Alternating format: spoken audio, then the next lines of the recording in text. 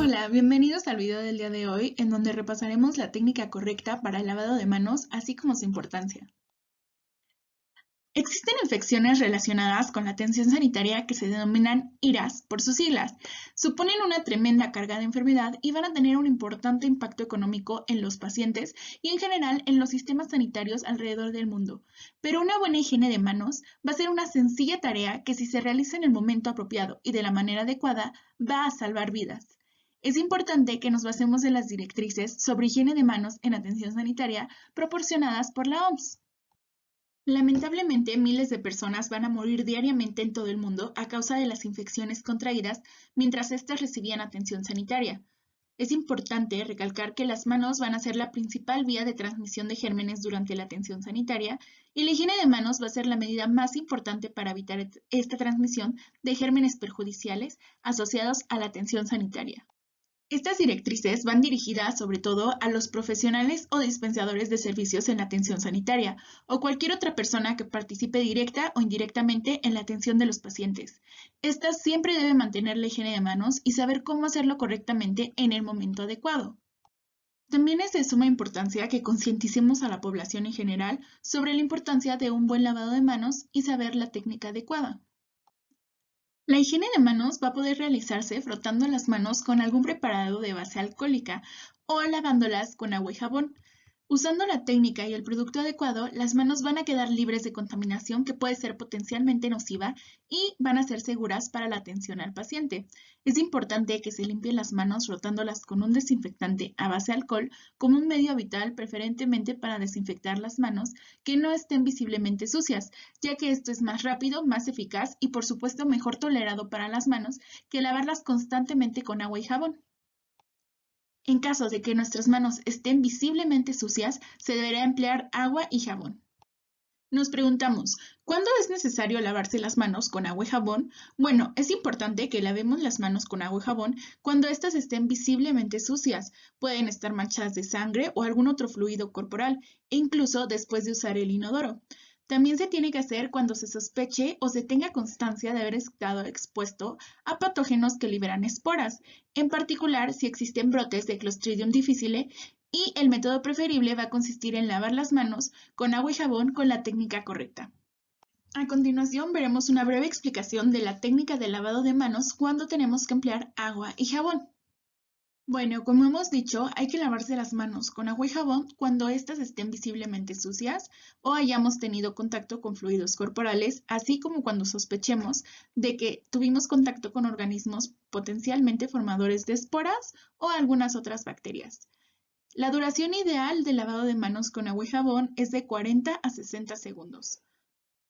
Y algunos factores que van a incluirse en la higiene eficaz va a ser la calidad del preparado de jabón que estemos utilizando, la cantidad de producto que se emplee, el tiempo de fricción y el tiempo de lavado, y la superficie de la mano, la cual debe estar completamente libre de cualquier joyería o uñas pintadas. Vamos a dividirla en varios pasos. El primero sería mojarse las manos con agua abriendo el grifo. Después tenemos que depositar en la palma de la mano una cantidad de jabón que sea suficiente para cubrir todas las superficies de las manos. Iniciamos frotando las palmas de las manos entre sí en círculos como vemos en la imagen 2. A continuación vamos a frotar la palma de la mano derecha contra el dorso de la mano izquierda entrelazando los dedos y viceversa. Después vamos a frotar las palmas de las manos entre sí con los dedos entrelazados, poniendo especial cuidado entre los pliegues. Después frotaremos el dorso de los dedos en una mano con la palma de la mano puesta, agarrando los dedos entrelazándolos. Vamos a frotar con un movimiento de rotación el pulgar izquierdo atrapándolo con la palma de la mano derecha y viceversa en el otro pulgar. Para finalizar, vamos a frotar la punta de los dedos de la mano derecha contra la palma de la mano izquierda, haciendo un movimiento de rotación y viceversa, como podemos ver en la imagen número 7. Para finalizar, vamos a enjuagar las manos con agua. Es importante que el secado sea con una toalla desechable. Y vamos a servirnos de esta misma toalla para cerrar el grifo del agua. Listo, tus manos son seguras. A continuación veremos la técnica de desinfección de manos con soluciones a base de alcohol o gel sanitizante. El gel antibacterial tiene que ser 60% alcohol como requisito mínimo. Este es para una desinfección rápida y la duración de esta debe ser de 20 a 30 segundos. Pero es importante que no se omita ningún paso. Ok, ahora vamos a empezar a aprender la técnica. Primero tenemos que depositar en la palma de la mano una dosis suficiente del producto para que cubra todas las superficies. Empezamos frotando las palmas de las manos entre sí en círculos como se ve en la imagen número 2. Posteriormente vamos a frotar la palma de la mano derecha contra el dorso de la mano izquierda, entrelazando los dedos y viceversa, como podemos ver en la imagen en movimiento. Vamos a frotar las palmas de las manos entre sí con los dedos entrelazados. Y al final frotaremos el dorso de los dedos de una mano con la palma de la mano opuesta, agarrando los dedos. Después frotaremos con un movimiento de rotación el pulgar izquierdo, atrapándolo con la palma de la mano derecha y viceversa con el otro pulgar. Frotamos la punta de los dedos de la mano derecha contra la palma de la mano izquierda, haciendo un movimiento de rotación y viceversa. Una vez secas, las manos ya son seguras y podemos iniciar nuestros procedimientos médicos. También es muy importante que recordemos los 5 momentos de la higiene de manos o en la OMS. Ok, los momentos más importantes van a ser 5. El primero será antes de tocar al paciente, el segundo antes de realizar una tarea limpia o aséptica, el tercero después del riesgo de exposición a líquidos o fluidos corporales, el cuarto es después de tocar al paciente y el quinto es después del contacto con el entorno del paciente. Más adelante les explicaré todos ellos. Debe practicarse la higiene de manos en todos los casos, tanto si usamos guantes como si no. En todos los casos, es muy importante que nos hagamos 2 preguntas. ¿Cuándo y por qué? En el momento número 1 será antes de tocar al paciente. ¿Por qué? Para proteger al paciente de la colonización y en algunos casos incluso de la infección exógena de gérmenes que pueden ser nocivos y que están presentes en las manos. La pregunta ¿cuándo? Se responderá con que tenemos que limpiar las manos antes de tocar al paciente cuando nos acerquemos a él. Algunos ejemplos van a ser antes de dar la mano al paciente o antes de explorarlo o antes de acariciar la frente de un niño, así como antes de ayudar a un paciente en sus cuidados personales, los cuales pueden ser cambiarse de lugar, bañarse, comer o incluso vestirse. También debe realizarse higiene antes de prestar cuidados u otro tipo de tratamiento no invasivo, como sería el aplicar una mascarilla de oxígeno, dar masajes o antes de efectuar un examen físico no invasivo, como tomar el pulso o la presión arterial, así como auscultar el pecho o efectuar algún electrocardiograma.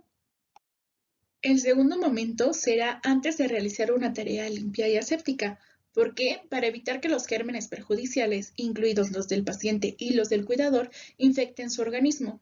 ¿Cuándo? Se van a lavar las manos inmediatamente antes de tocar algo que pueda generar un riesgo grave de infección del paciente. Por ejemplo, cuando se ha tocado una membrana mucosa, la piel dañada o un dispositivo médico invasivo.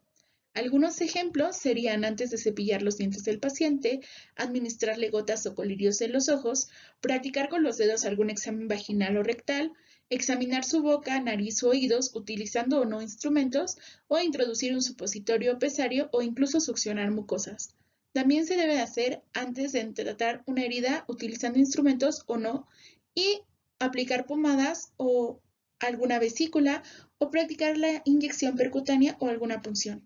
También es importante, antes de insertar un dispositivo médico invasivo, como podría ser una cánula nasal, algún tubo gástrico, tubos endotraqueales, sondas urinarias o catéteres percutáneos. Es importante también realizarlo antes de desactivar o activar algún circuito o algún dispositivo médico invasivo, así como para la administración de alimentos o medicamentos con fines de drenaje, succión o monitoreo.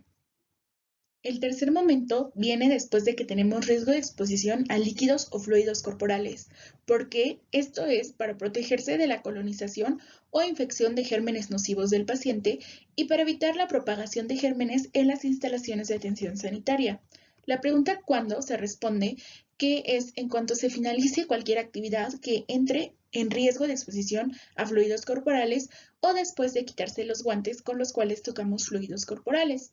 Algunos ejemplos van a ser al finalizar el contacto con alguna membrana mucosa o con una superficie de piel dañada, tras una inyección percutánea o alguna punción, así como tras la inserción de algún dispositivo médico invasivo, como podría ser un acceso vascular, un catéter, tubos o drenajes, y también tras activar o desactivar circuitos invasivos. Es importante que se realice la limpieza también tras retirar algún dispositivo médico o cualquier clase de material protector, como podrían ser pañales, curas, vendas o toallitas sanitarias.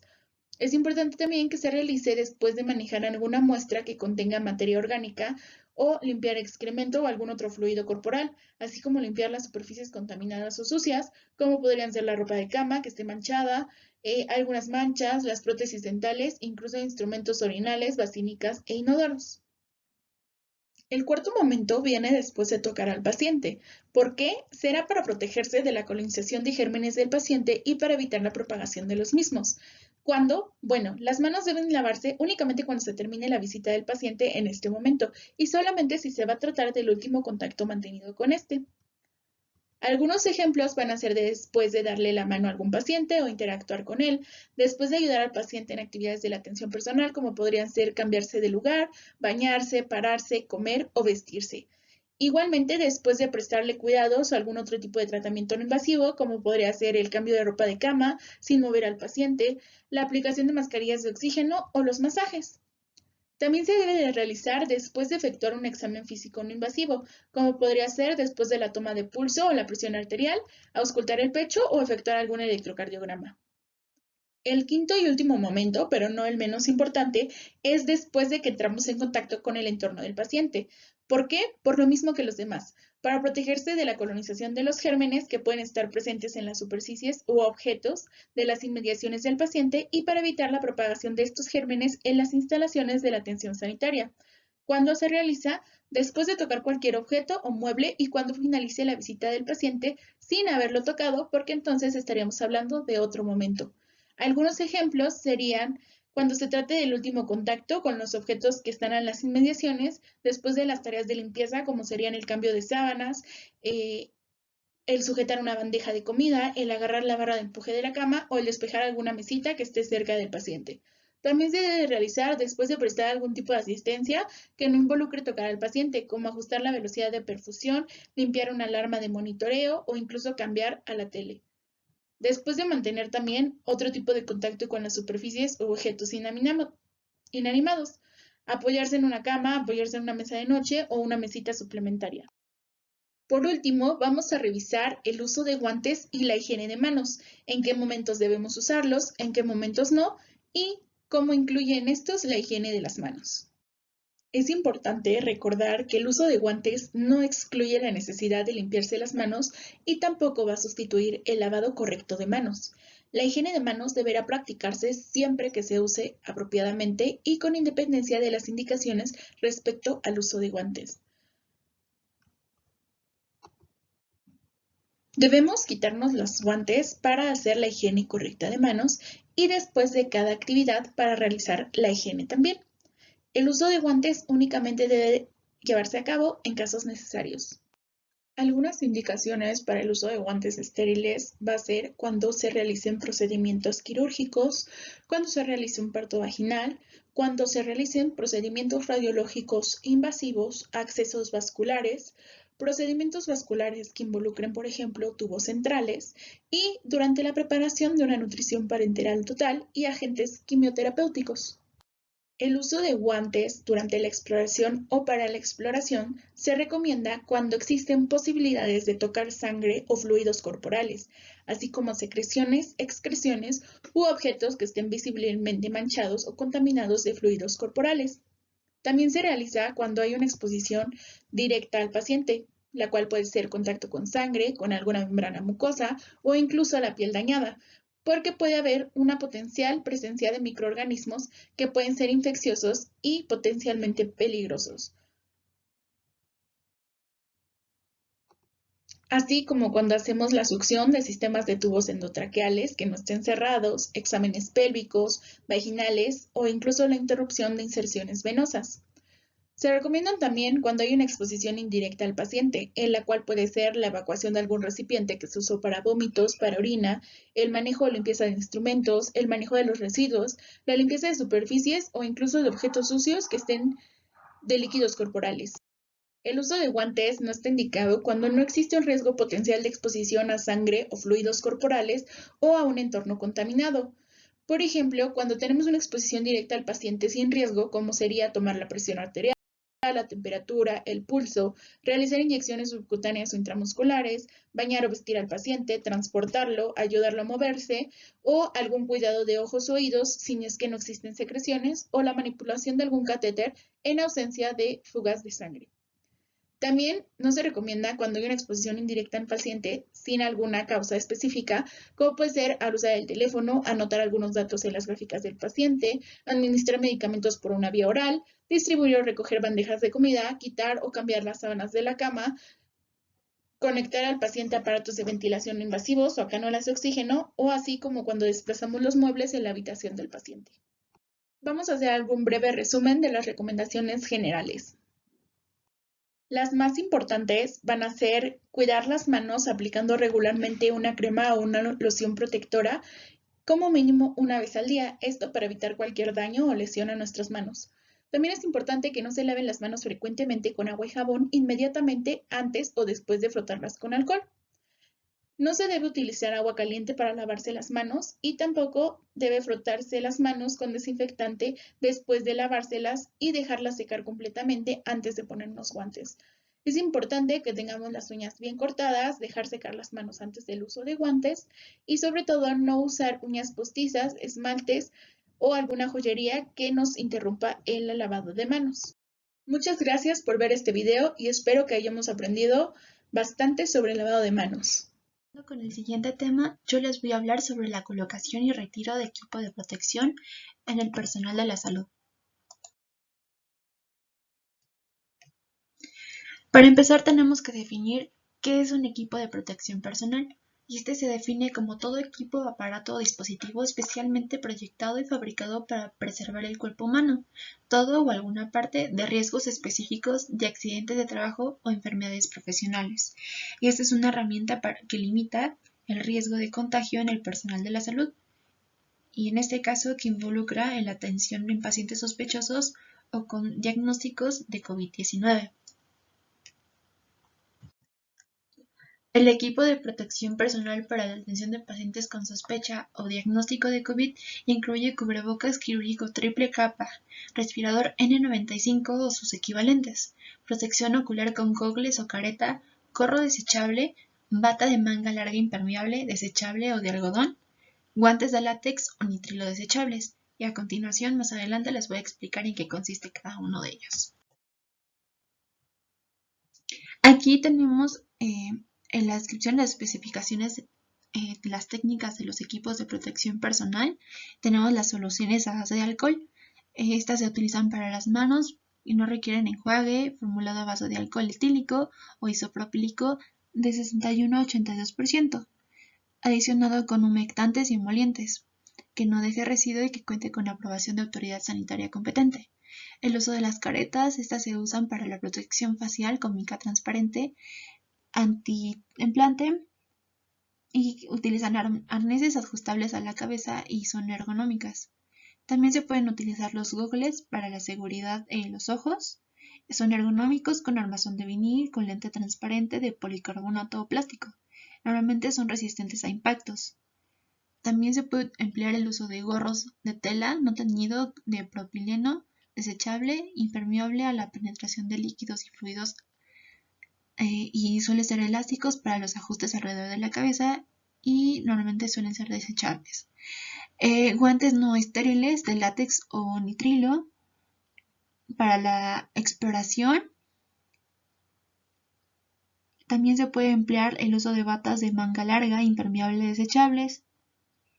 También el uso de manga larga de algodón. Normalmente se prefiere con un cuello redondo, reforzando que cubra los brazos con puños ajustables y refuerzos en mangas y pecho. Y la bata deberá de tener reforzamiento en el pecho, debe de ser antiestática y de diferentes tallas. En el caso de los cubrebocas quirúrgicos, son triple capa elaborado con 2 capas externas de tela no tejida, un filtro intermedio de polipropileno plano o plisado con ajuste nasal moldeable y desechable, resistente a fluidos, antiestático o hipoalergénico. Y en el caso de un respirador N95 o equivalente aprobado por la autoridad sanitaria competente, la COFEPRIS, que cumple con la eficacia de filtración del 95% o mayor protección respiratoria contra bioaerosoles y partículas menores a 0.3. También tiene que ser resistente a fluidos, antiestático e hipoalergénico, y con un ajuste nasal de metal moldeable que se adapta a la cara de cada persona. Y aquí tenemos algunas acciones que aumentan la eficiencia del uso de estos equipos de protección personal, como mantener una dotación constante de los componentes del equipo de protección personal en tamaños y cantidades necesarias, según ya sea el servicio, el nivel de riesgo y el personal asignado. Se debe de realizar la capacitación sobre las medidas de prevención y control, el uso racional y concreto del equipo de protección y los pasos que se deben de seguir para una apropiada colocación, retiro y desecho. Se debe de tener en cuenta todos los factores institucionales como la disponibilidad, la capacitación y la supervisión, ya que el uso inadecuado de este representa riesgos de la salud. Se debe de capacitar igualmente y sensibilizar a todo el personal de salud involucrado en la atención de los pacientes, ya sean los médicos, las enfermeras, los dentistas, los trabajadores sociales, entre otros. Se debe delimitar y señalar las áreas para la colocación y retiro del equipo de protección, delimitando las áreas de flujos para la atención del paciente, sospechosos y confirmados, así como las rutas de traslado. También se debe de guiar al familiar o el cuidador del paciente enfermo acerca de los pasos a seguir para la colocación y el retiro de este equipo. Tenemos aquí criterios y especificaciones para el uso del equipo y se debe de evaluar al menos con 3 criterios de estos, como en el modo de transmisión de la enfermedad, ya sea piel a piel o por gotas o aerosoles, ya sea por el tipo de interacción con el paciente o con el ambiente, por ejemplo, con la valoración en el triage, en el consultorio, en las áreas de imaginología, en la toma de muestras, la hospitalización o la unidad de cuidados intensivos. También se debe de tomar como criterio los procedimientos o áreas en donde se generan aerosoles, ya que es importante recordar que en esta circunstancia es obligatorio el uso del respirador N95 o su equivalente. Aquí tenemos consideraciones generales para el uso del equipo, que son verificar previo al inicio de labor las condiciones de la salud física y emocional de los personales que van a usar este equipo. Se debe de garantizar que el personal haya consumido alimentos y bebidas previo al acceso al servicio de COVID. Se deben de realizar pruebas de ajuste previas al uso de respiradores. La colocación y el retiro de este equipo se debe de realizar en áreas específicas o independientes destinadas a dicho fin, donde se deberá de tener impresa una infografía sobre los procedimientos que se deben de llevar a cabo para realizarlos. Y es necesario realizar periódicamente la retroalimentación sobre la técnica de colocación y el retiro de este para asegurar que se cumpla con la secuencia de su uso correcto. Independientemente de si se usa o no el equipo de protección, se deben de realizar las acciones de higiene de manos en los 5 momentos indicados para la situación que aplique, como ya los mencionaron mis compañeras en el video previo. Aquí tenemos los procedimientos y las áreas donde se producen aerosoles, en donde no existe alternativa alguna y en donde puede haberlo, aunque se debe de evitar realizarlo, principalmente. En donde no hay alternativas en caso de intubación endotraqueal, en extubación endotraqueal, en la colocación de máscaras laringias, en el retiro de las máscaras laringias, en la ventilación manual con presión positiva, dando RCP o usando un desfibrilador. En donde se debe de evitar es en inducción de esputo, en la inserción de sonda orogástrica o nasogástrica, en las cánulas nasales de oxígeno de alto flujo, en el caso de que solo que sea absolutamente necesario durante la anestesia, la succión abierta nasofaringia u orofaringia. También solo si es realmente necesario en nebulizaciones y donde se debe de evitar es en el CPAP, en el BiPAP, en donde no existe alternativa es en la broncoscopía, al igual que en la endoscopía esofágica alta, en la toma de muestra, ya sea en el hisopado faringio o nasofaringio, Y en el caso de que no se deben de seguir recomendaciones, es en el procesamiento de muestra de laboratorio para el diagnóstico hisopadofaringio o nasofaringio, por mencionar algunos. Aquí tenemos también en donde se utiliza o qué se debe utilizar como equipo de protección personal, ya sea en el área, los personales que lo van a utilizar, las actividades que estos personales realizan, las acciones que deberían de seguir para implementarlo como una medida de protección. En el caso de la entrada al hospital, normalmente el personal que se encuentra es el vigilante. Su actividad es la recepción de personas en la unidad. Sus acciones es mantener una distancia física de 1 a 5 metros y también se deben de tener una adecuada higiene de manos. Y el equipo necesario para ellos es el cubrebocas quirúrgico triple capa. En el caso de la área de identificación inicial, el personal que se encuentra es el personal de la salud, al igual que los pacientes. La actividad de ellos es el interrogatorio inicial a su ingreso. Las acciones que deben de mantener es mantener una sana distancia de 1.5 metros y la higiene de manos. El equipo necesario para ellos es el cubrebocas quirúrgico o triple capa. En el caso de la sala de espera, se encuentran los pacientes con síntomas respiratorios. Su actividad es durante su estancia en la sala de espera. Sus acciones es mantener la distancia de 1.5 metros y la higiene de manos. El equipo necesario que deben de utilizar es el cubrebocas quirúrgico. En el caso del triage respiratorio, el personal que se encuentra ahí es el personal de la salud. Su actividad es el examen físico del paciente con síntomas respiratorios cuando no se realizan procedimientos con aerosoles. Sus acciones son la higiene de manos. El equipo necesario es el cubrebocas quirúrgico triple capa, protección ocular con goggles o con careta, bata de manga larga, guantes no estériles desechables. En el caso de las áreas administrativas, el personal es meramente administrativo. Existen ya sean tareas sin contacto con pacientes y tareas con contacto con los pacientes. Las acciones son la distancia, al menos 1.5 metros, la higiene de manos. Y en el caso de que exista un contacto con los pacientes, es la distancia al menos 1.5 e igualmente la higiene de manos. El equipo necesario en caso de que no exista el contacto con los pacientes no aplica, pero en el caso de que sí lo haya, se puede utilizar los cubrebocas quirúrgicos o en áreas donde haya barrera de acrílico, no realmente se necesita esto.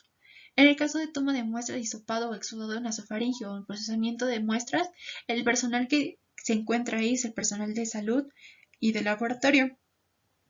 La actividad de ellos es la toma y manipulación de muestras de vías respiratorias y procesamientos que generan aerosoles. En el caso de aquí se debe utilizar los respiradores N95, protección ocular, bata de manga larga, guantes no estériles desechables y igualmente como todos una buena higiene de manos al inicio y al final en los momentos indicados. En el caso de las áreas de imagenología, el personal que se encuentra es el personal de la salud y aquí pueden haber casos en donde se generen aerosoles o en donde no se generen. Las acciones aquí es una higiene de manos al inicio y al final, y el equipo necesario que utilizan ellos son los cubrebocas triple capa, protección ocular, bata de manga larga, guantes no estériles. Aquí tenemos, ya para entrar de lleno a la colocación del equipo de protección personal. En este caso vamos a tener una secuencia de colocación. Principalmente se debe de retirar todos los aditamentos personales como joyas, relojes, teléfonos celulares, bolígrafos, etc. Se debe de realizar una correcta higiene de manos con agua y jabón o bien con solución alcohol gel mayor del 60% de concentración. Se debe colocar la bata de manga larga impermeable, desechable o de algodón. En dicho paso es vital que las sujeciones se amarren de forma óptima en la parte posterior y lateral. Se debe colocar cubrebocas quirúrgico triple capa, identificando las partes internas y externas, y sujetar únicamente las cintas elásticas, cubrir nariz y hasta la barbilla, ajustando la parte superior del puente de la nariz. En caso de procedimientos con aerosoles se debe utilizar, como ya habíamos mencionado, un respirador N95 o FFP2. Al colocar la protección ocular, gogles o careta, en caso de gogles se debe de fijar primero a los ojos pasando el elástico por la parte posterior y asegurar el sello adecuado periocular y áreas circundantes, verificando que no interfiera en el sellado del respirador en caso de haberlo usado. En el caso de los gorros desechables, cubriendo toda la zona del cabello, incluyendo las ojeras. de tal forma de que ningún cabello se asome. Al colocar el par de guantes desechables, siendo importante que estos cubran empuñaduras de la bata para evitar la contaminación. En caso de procedimientos que requieran ambiente estériles, se utilizan guantes y bata estéril, y solo en caso de procedimientos de manejo de vía aérea o procedimientos quirúrgicos se utilizan dobles guantes. Y en caso de ocurrir ruptura de guantes durante la tensión, se retiran inmediatamente, se realiza higiene de manos con agua y jabón o alcohol gel y se reemplaza. Y aquí tenemos, a modo de resumen, cómo ponerse el equipo de protección personal. Ya dijimos que se deben de identificar peligros y que gestionen los riesgos, y se debe buscar el equipo de protección personal necesario. Se debe de ver dónde se pondrá y dónde se quitará este equipo de protección. Se debe de pedir ayuda a un amigo o a algún otro personal de salud, o ponerse delante de un espejo para verificar realmente que la colocación sea adecuada. Se debe de descartar todo el equipo de protección personal en un cubo de basura adecuado una vez que ya se utilizó. Y como ya habíamos hablado, aquí es qué se utiliza, qué sigue para colocarse, como ponerse la bata, ponerse la mascarilla, ponerse la protección ocular y ponerse los guantes al final. Y aquí también tenemos sugerencias para evitar las lesiones, que normalmente lavar las manos con técnica correcta, seleccionar un protector cutáneo, como se observa aquí, con un hidrocoloide transparente, autoadherible, extra delgado y hipoalergénico. Y pues normalmente eso lo usan para evitar alguna cortada o algo que pueda alterar todo el procedimiento de la colocación del equipo de protección, como se observa aquí. Y aquí tenemos un video didáctico de la colocación del equipo de protección. Retiro de EPP con overol. Como personal médico y de enfermería, tu labor es muy importante para la atención del paciente. Una vez en el área asignada para el retiro del EPP, cerciórate de que existan contenedor de RPBI para desechar el equipo, insumos para higiene de manos y un contenedor con detergente enzimático para depositar los dispositivos de protección ocular. Retira el equipo de protección personal de la siguiente forma. Realiza higiene de manos con la técnica correcta. Utiliza solución base alcohol mayor al 70% con los guantes internos puestos. Quita el par de guantes externos, primer par. Toma con una mano el área que se ubica a la altura de la muñeca. Pellizca el guante y retíralo lentamente. Envuelve el guante dentro de la mano que aún tiene el otro guante. Desliza tu dedo índice por la parte interna de la mano que aún contiene el otro guante. Deposita los guantes retirados en el contenedor de RPBI. Realiza higiene de manos con la técnica correcta. En caso de que traigas careta, inclina ligeramente la cabeza hacia adelante. Con ambas manos, toma el ajustador por la parte posterior y retíralo lentamente con un movimiento sutil. Una vez retirada la careta, disponla en una bandeja o contenedor con detergente enzimático.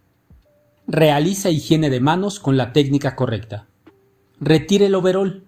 Recuerda que esta actividad es considerada altamente contaminante.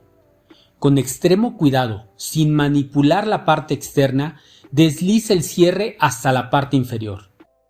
Realiza higiene de manos con la técnica correcta. Posteriormente, retira hacia atrás la capucha. Desliza el overol hacia afuera por la costura de los hombros.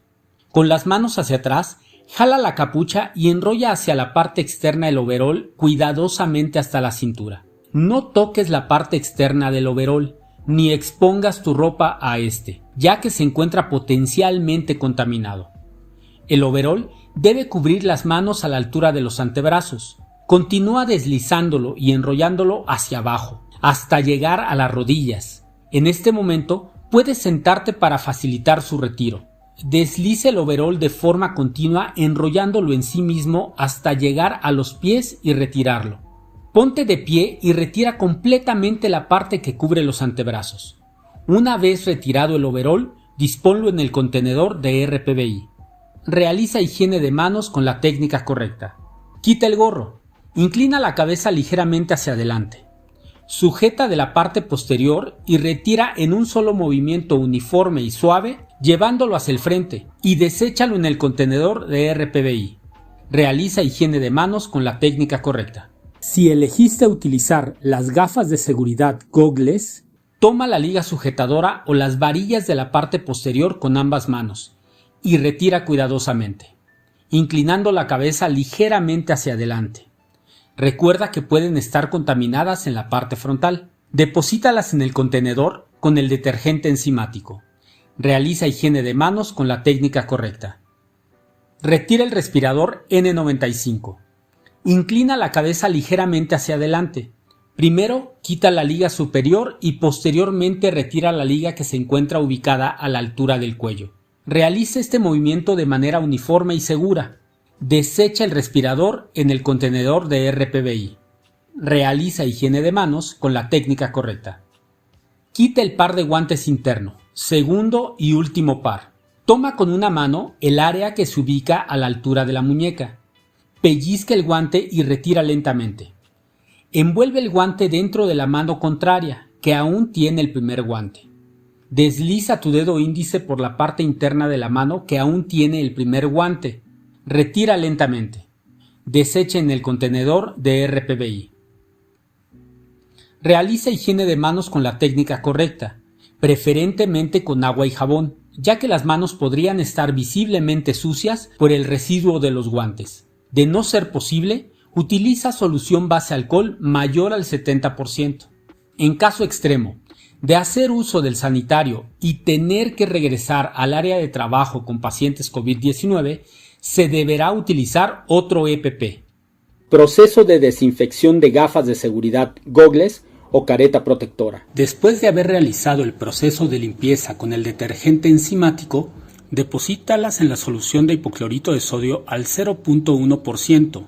Deja actuar de 10 a 15 minutos. La solución de hipoclorito de sodio al 0.1% se compone de 980 mililitros de agua y 20 mililitros de cloro. El cloro comercial tiene entre 4% y 6% de cloro. Entonces, para obtener el 0.1%, deberán tomar 20 mililitros del producto.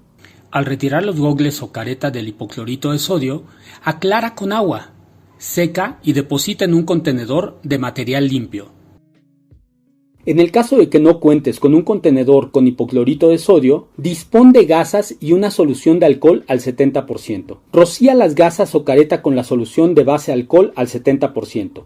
Y posteriormente procede a limpiar el reverso, anverso y partes laterales de las gafas protectoras Goggles o careta protectora. Colócalas en un contenedor identificado como material limpio. Para nosotros, tu seguridad es muy importante.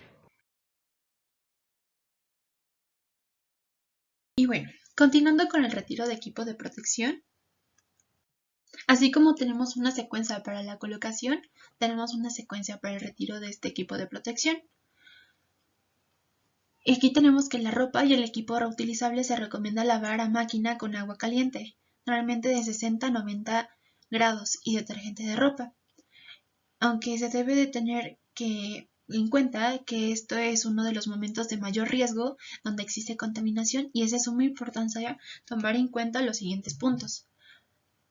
Las partes del equipo de protección más contaminadas son aquellas que tienen mayor contacto con el paciente, como son la cara anterior del equipo de protección junto con las mangas de la bata y los guantes. Las mucosas orales, nasales y conjuntivales constituyen la vía de entrada para el contagio, por lo que el retiro de los elementos de protección facial deben de realizarse en la fase final del procedimiento, es decir, posterior al retiro de los demás elementos.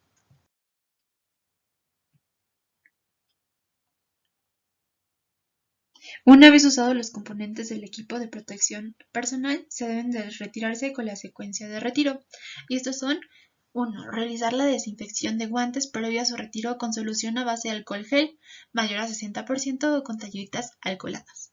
En el caso de retirar los guantes de forma lenta y segura, se debe de comenzar por pellizcar y sostener el guante con la otra mano enguantada entre la palma y el área de la muñeca. Se debe de despegar el guante de la muñeca hasta que se dé la vuelta y cubra los dedos. Con la mano ahora medio enguantada, se debe de pellizcar y sujetar la mano totalmente enguantada entre las palmas y la muñeca. Se debe de despegar el guante de la muñeca hasta cubrir los dedos. Y ahora ambas manos están medio enguantadas y se debe de quitar el guante de una mano por completo agarrando la parte exterior del guante y despegando de la mano. Y se debe de hacer lo mismo con la otra mano mientras se agarra la parte interior del guante y se debe de desechar al final los guantes. En lo siguiente se debe de realizar la higiene de manos con solución a base de alcohol gel mayor al 60%.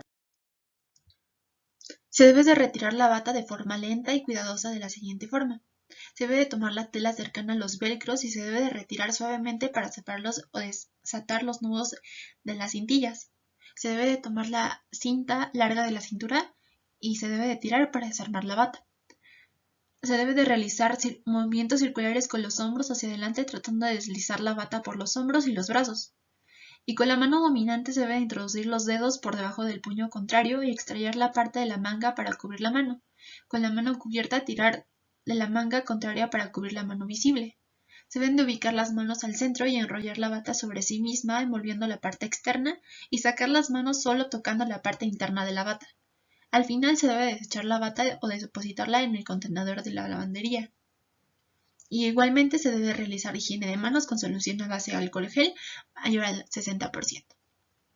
Lo siguiente que se debe hacer es inclinar la cabeza a 15 grados hacia adelante de su cuerpo y en caso de usarlo retirar el gorro de la parte posterior de la frente, asegurando que nunca se debe de tocar la cara externa y que no se debe de tocar la piel.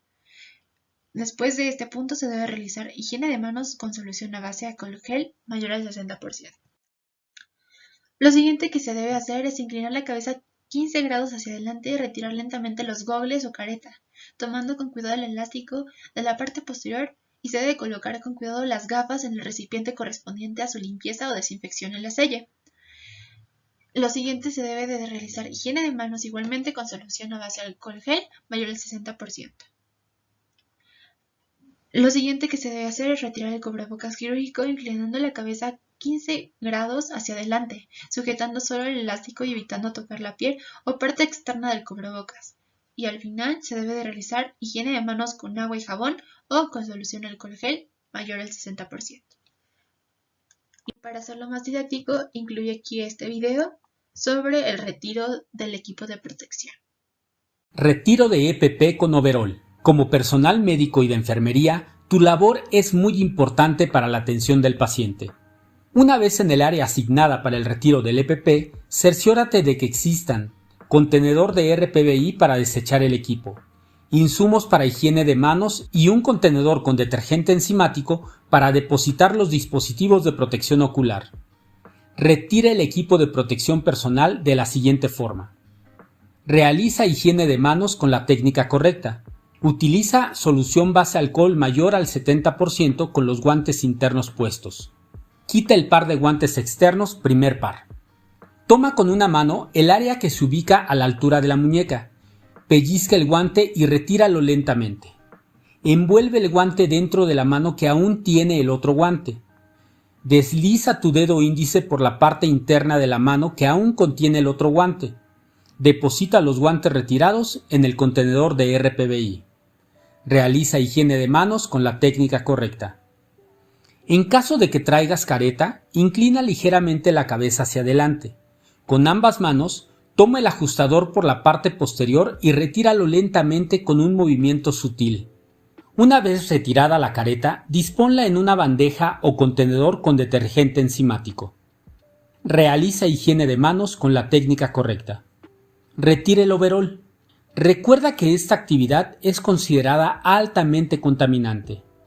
Con extremo cuidado, sin manipular la parte externa, desliza el cierre hasta la parte inferior. Realiza higiene de manos con la técnica correcta. Posteriormente, retira hacia atrás la capucha. Desliza el overol hacia afuera por la costura de los hombros. Con las manos hacia atrás, jala la capucha y enrolla hacia la parte externa el overol cuidadosamente hasta la cintura. No toques la parte externa del overol, ni expongas tu ropa a este, ya que se encuentra potencialmente contaminado. El overol debe cubrir las manos a la altura de los antebrazos. Continúa deslizándolo y enrollándolo hacia abajo, hasta llegar a las rodillas. En este momento, puedes sentarte para facilitar su retiro. Deslice el overol de forma continua enrollándolo en sí mismo hasta llegar a los pies y retirarlo. Ponte de pie y retira completamente la parte que cubre los antebrazos. Una vez retirado el overol, disponlo en el contenedor de RPBI. Realiza higiene de manos con la técnica correcta. Quita el gorro. Inclina la cabeza ligeramente hacia adelante. Sujeta de la parte posterior y retira en un solo movimiento uniforme y suave, llevándolo hacia el frente, y deséchalo en el contenedor de RPBI. Realiza higiene de manos con la técnica correcta. Si elegiste utilizar las gafas de seguridad Goggles, toma la liga sujetadora o las varillas de la parte posterior con ambas manos y retira cuidadosamente, inclinando la cabeza ligeramente hacia adelante. Recuerda que pueden estar contaminadas en la parte frontal. Deposítalas en el contenedor con el detergente enzimático. Realiza higiene de manos con la técnica correcta. Retira el respirador N95.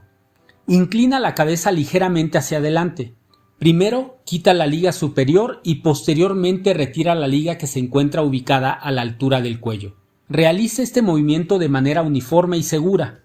Desecha el respirador en el contenedor de RPBI.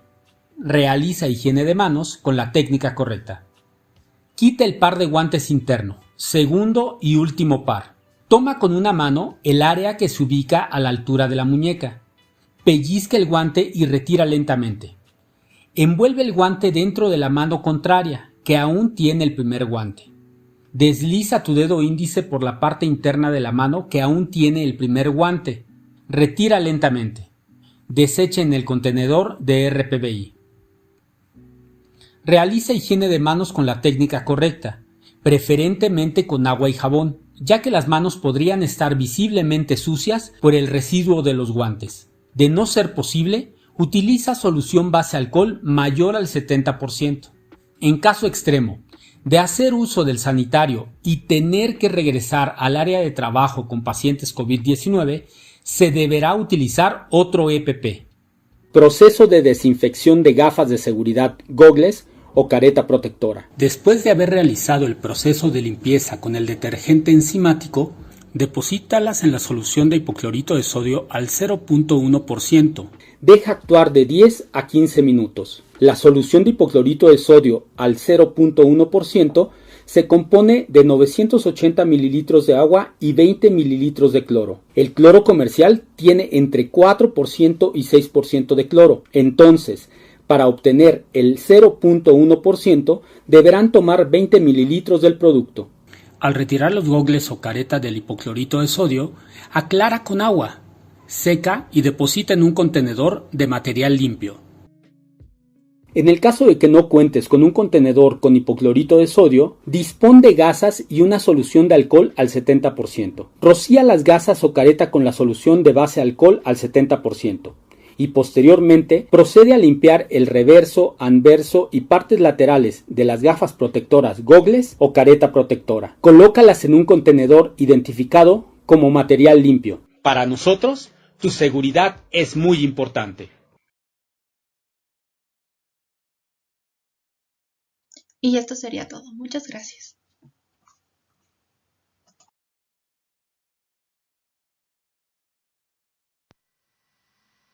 Bueno, continuando con el tema, vamos a hablar un poco ahora de la reanimación cardiopulmonar, o mejor conocido como RCP. Primero que nada tenemos que saber que el RCP se va a dar cuando hay un paro cardiorrespiratorio, y pues esto tenemos que definirlo. Y el paro cardiorrespiratorio pues es una situación clínica que cursa con una interrupción brusca, inesperada y potencialmente reversible de la actividad mecánica del corazón y de la respiración espontánea. Esto suele llamarse una emergencia médica, y es muy importante señalar que dentro de su etiología muchas causas son reversibles, así que es muy importante que el médico lo atienda correctamente y en el menor tiempo posible, ya que pues haber un cese del corazón, esto nos va a conducir a una muerte súbita cardíaca. Y para esto se dice que cuando el corazón se para, a los 4 minutos empieza el daño cerebral, y hacia los 10 minutos pues es un daño cerebral casi asegurado y que es irreversible. Para prevenir este paro o la forma más eficaz de llevar a cabo la atención a un paro es la reanimación cardiopulmonar o RCP, y bueno, esto se define como un conjunto de maniobras empleadas para revertir la situación del paro cardiorrespiratorio con el fin de recuperar las funciones cerebrales completas y prevenir posibles complicaciones. Hay que hablar un poco de las generalidades, pues el RCP efectivo y de alta calidad se basa en la frecuencia, en la profundidad y en los tiempos. Y antes se llevaba a cabo el ABC, pero ahora se ha visto que tiene más relevancia aplicarlo de la forma CAB. Dentro de la etiología de un paro cardiorrespiratorio, los podemos clasificar en causas reversibles, y pues estos van a ser principalmente en la 6H y la 5T. Dentro de las H vamos a tener que las etiologías del paro puede ser a través de una hipovolemia, de una hipoxia, de los hidrogeniones elevados, que esto pues es la acidosis. También se puede dar por una hipo o hipercalemia, por una hipoglicemia o hipotermia. Y dentro de las 5T puede ser por tóxicos, por intoxicaciones, puede ser por taponamientos cardíacos, una neumotórax a tensión, una trombosis coronaria o pulmonar y traumas que puede suceder a esto. Hay que tener en cuenta la organización del equipo. Este va enfocado más cuando ya estamos en un ámbito hospitalario y tenemos que contar con un equipo amplio que nos respalde, en el que pues se necesita varias personas. En este va a ser uno que es el director, el encargado de todo, el que va a colocar las drogas, el que desfibrila y monitoriza el electrocardiograma, el que ventila y revisa los pulsos, el que monitoriza la presión y el que hace las compresiones, al igual el que va anotando todo. Y bueno, cada una de estas personas va a tener responsabilidades muy importantes en el RCP. El director pues va a ser el fundamental, el que va a comandar todo el equipo del RCP, así como las rotaciones de compresiones, de desfibrilaciones o cardioversión en caso de ser necesario. Él nos va a dar la indicación de medicamentos, el control de calidad de las compresiones y ventilaciones y la evaluación del evento en el contexto del paciente para tomar las medidas apropiadas. El que va a estar a la cabeza se va a encargar de asegurar la vía aérea permeable y de ventilar adecuadamente, así como checar el pulso carotideo cada vez que haya algún cambio de compresor o que el director así lo indique. El compresor pues debe ser más de uno, porque este va a ser el encargado de realizar las compresiones torácicas. En el brazo izquierdo generalmente está el relevo del compresor y pues este también se encarga de monitorizar la presión arterial. En el brazo derecho pues se encarga del ritmo cardíaco, de la frecuencia de las compresiones cardiotorácicas que se estén realizando correctamente, y en caso de realizar la cardioversión o desfibrilación pues este va a ser el encargado de colocar todo el equipo necesario. También tenemos una persona encargada de los medicamentos, pues esta se va a encargar de administrar todos los medicamentos que el director indique, y así como una persona que se va a encargar de los registros de todas las eventualidades del RCP. ¿Qué se debe de anotar? Pues se debe de anotar principalmente la hora del inicio del evento del paro, así como la hora de inicio de las compresiones, la colocación de cada droga, algún procedimiento que se haya realizado, la hora si haya habido cambios de patrón hemodinámicos, la hora de regreso del pulso y pues la hora de la finalización del evento, que se dice que mínimo debe de ser 30 minutos. El carro de paro, pues debe estar en el centro de servicio, debe de ser de fácil acceso. Es un carrito que debe de ser fácil de transportar y portátil. Y pues este va a tener todo lo que vamos a utilizar para el RCP, así como una tabla de superficie rígida de reanimación, el desfibrilador, y pues en el compartimiento principal superior nos vamos a encontrar con lo que es el estetoscopio, el oxímetro de pulso y etcétera. En la gaveta de los medicamentos vamos a contener adrenalina, vasopresina, lidocaína, atropina y todos los que aparecen en la lista, estos para tenerlos de fácil acceso. Igual y que sea su uso administrativo pues mucho más fácil y ágil. Como les había mencionado, se realizaron algunos cambios en cuanto al ABC, que ahora se realiza primero las compresiones. Estas ya sabemos deben de ser rápidas y fuertes. Después vamos a vigilar la vía aérea, que debe de ser permeable, sin ningún cuerpo extraño ni nada que incapacite esta vía aérea. Y después tenemos que checar la respiración.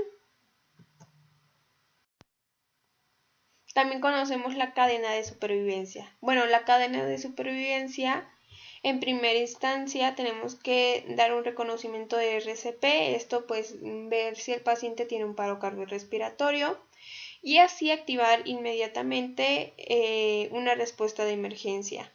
Se dice que pues es bueno iniciar un RCP precoz y este va a ser con énfasis principalmente a las compresiones torácicas.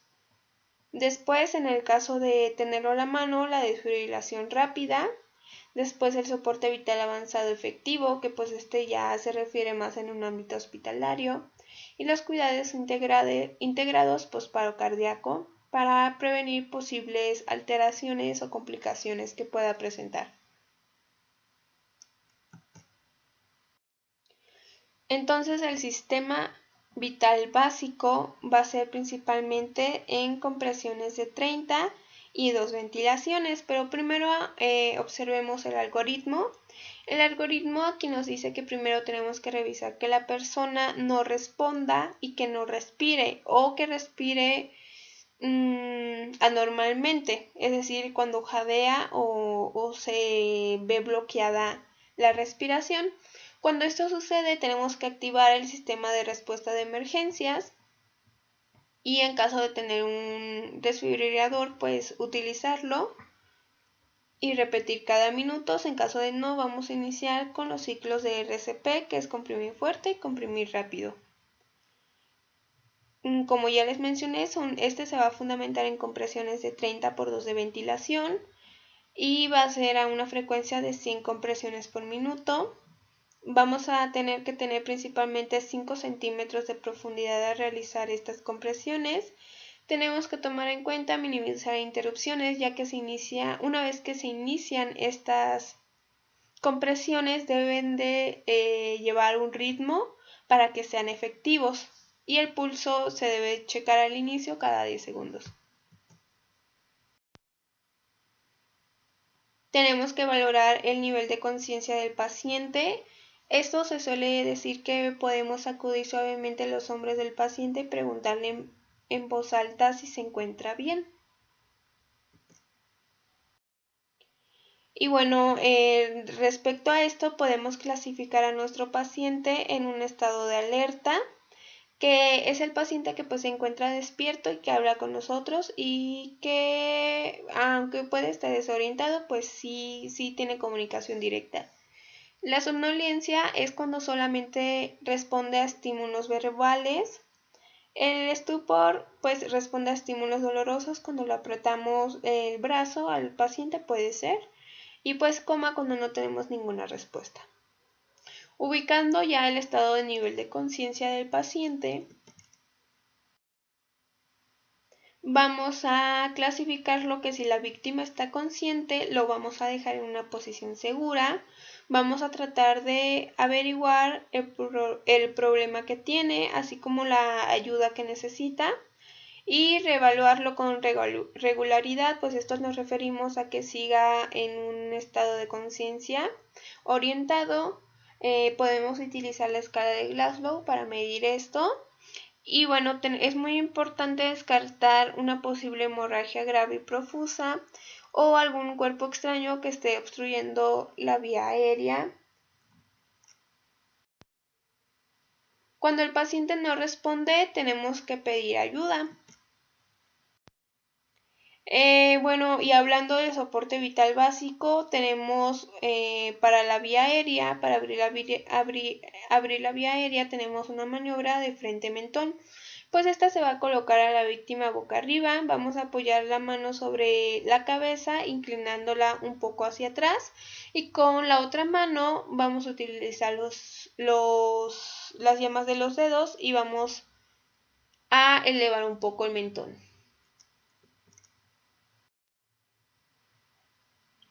Es muy importante que para la respiración chequemos si la podemos ver, si la podemos oír y si la podemos sentir, pero es importante que no tarde más de 10 segundos para iniciar el RCP, ya que si tomamos en cuenta que nos llevaría más tiempo, es mejor continuar las compresiones y dejarlo más tarde.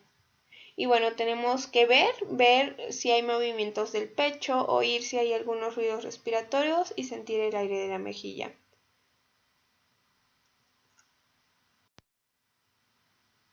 Si no responde, pero sí respira normalmente, tenemos que colocar al paciente en una posición lateral de seguridad y llamar a emergencias. ¿Cuál es la posición lateral de seguridad? Vamos a colocar un brazo acostado en la superficie del paciente y la otra vamos a cubrirlo en su mejilla o cabeza para protegerlo. Después lo vamos a reclinar lateralmente, pero es importante recordar que tenemos que seguir comprobando la frecuencia respiratoria. Si no responde y no respira o tiene una respiración anormal o ausente, lo podemos llamar como paro cardiorrespiratorio. Es importante igual que hablemos a emergencias. Y para esto vamos a iniciar las compresiones torácicas. Primero que nada vamos a arrodillarnos al lado de la víctima. Vamos a tener el talón de una mano en el centro del pecho y la otra mano encima. Y vamos a entrelazar los dedos. El tercer dedo debe de quedar debajo de la encima del pezón aproximadamente para tener una orientación correcta sobre el esternón.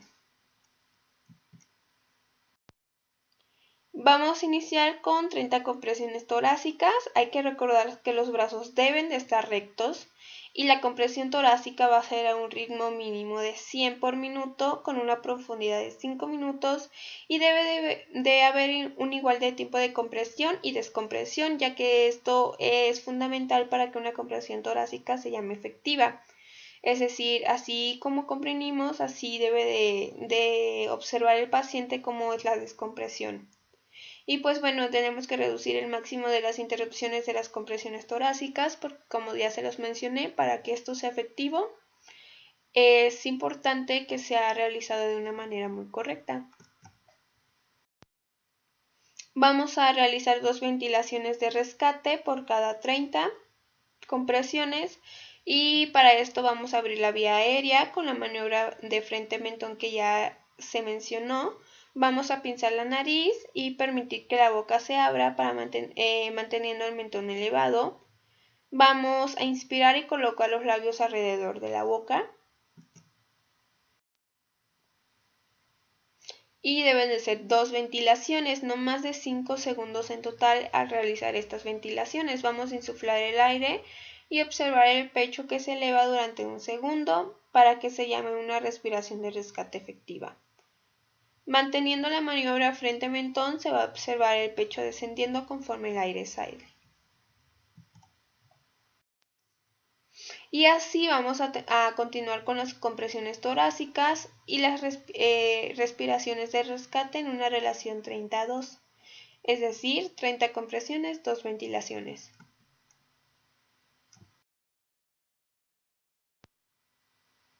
Ahora vamos a hablar del RCP avanzado, que este se realiza principalmente en un hospital donde hay todo el equipo necesario. Los objetivos del RCP avanzado va a ser proporcionar un tratamiento definitivo, optimizando las situaciones de las funciones respiratorias y circulatorias hasta que éste se normalice.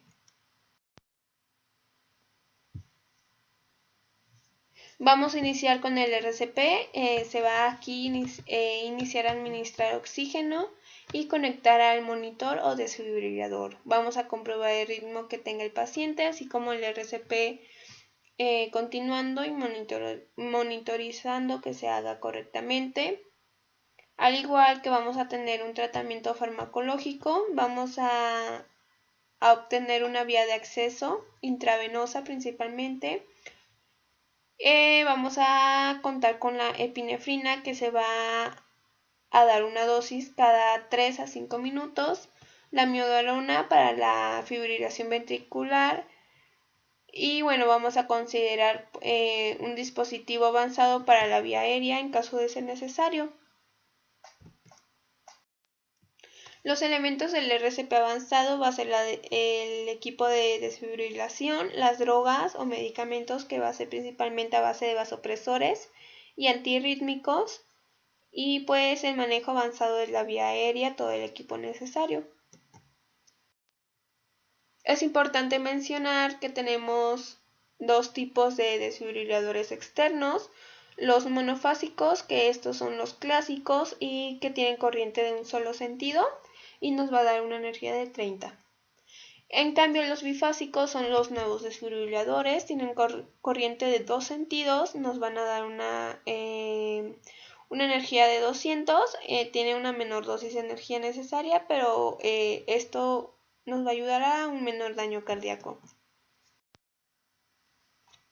Vamos a tener un algoritmo que se modificó en el 2010, en el igual donde se va a iniciar las compresiones o el RCP, se va a dar oxígeno y se va a tener una monitorización. En este pues vamos a detectar qué ritmo tiene el paciente, si es una sistolia o si es una fibrilación ventricular. En caso de fibrilación ventricular vamos a iniciar el RCP por 2 minutos y vamos a tener las vías de accesos. Después volvemos a checar el ritmo para ver si continuamos con el RCP y se da epinefrina, o en caso de ser necesario amiodarona. En caso de asistolia, igual vamos a continuar con ciclos de RCP 2 minutos, vamos a obtener los accesos a vía intravenosa, vamos a dar epinefrina cada de 3 a 5 minutos y considerar la vía aérea si necesita alguna intubación, y vamos a seguir checando el ritmo cardíaco y así como las intervenciones cada 2 minutos. Para el acceso para medicamentos vamos a tener que privilegiar el acceso intravascular, o también puede ser vía interósea, pero evitar la vía endotraqueal. Los medicamentos que se utilizan principalmente, como ya les había mencionado, pues es la adrenalina, que se utiliza 1 miligramo intravenoso en bolo y repetir de cada 3 a 5 minutos, así como la amiodarona, que se puede dar en una dosis de 300 miligramos y la segunda de 150.